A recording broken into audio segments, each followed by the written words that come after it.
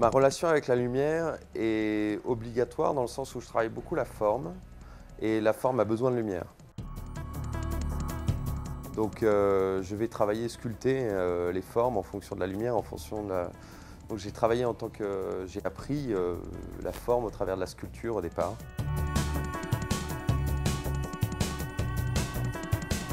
La durabilité d'un objet est obligatoire. On est obligé de se confronter à cette idée de savoir ce que deviendra notre objet demain, quel impact il a sur l'environnement, mais sur la vie quotidienne aussi. Il a donc une nécessité absolue.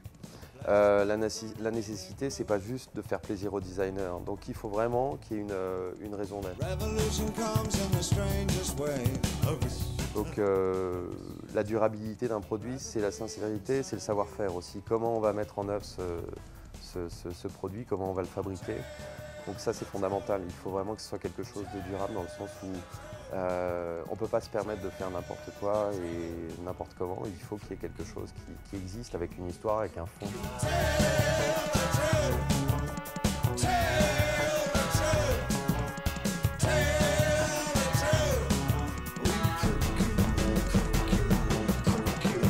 La forme et la fonction coexistent obligatoirement. Parce qu'à partir du moment où on travaille sur un objet utile, soit du design, de flacons de parfum, de meubles, de lampes ou autre, on est obligé de parler de fonction. Mais la forme peut amener une nouvelle fonction, une nouvelle gestuelle. Je pense à ce lit, par exemple, que j'ai dessiné pour Cecotti ou d'autres objets que j'ai dessinés pour Cecotti, qui, eux, ont une autre façon d'occuper l'espace. Donc, de par leur taille, de par leur forme, ils vont amener une nouvelle gestuelle.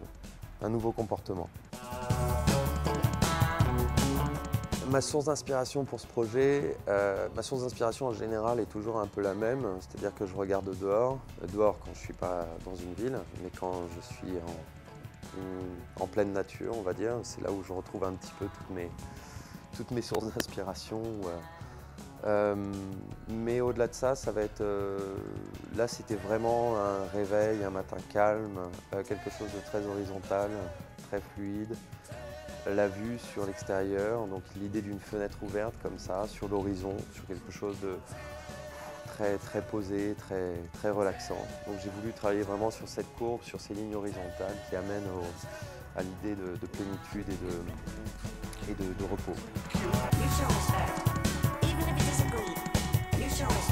Le design pour moi, c'est avant tout une histoire de rencontre avec des éditeurs, avec des fabricants, avec des prototypistes. Et ensuite, c'est une question d'envie, de savoir ce qu'on a à raconter. Donc ça doit être avant tout sincère et utile.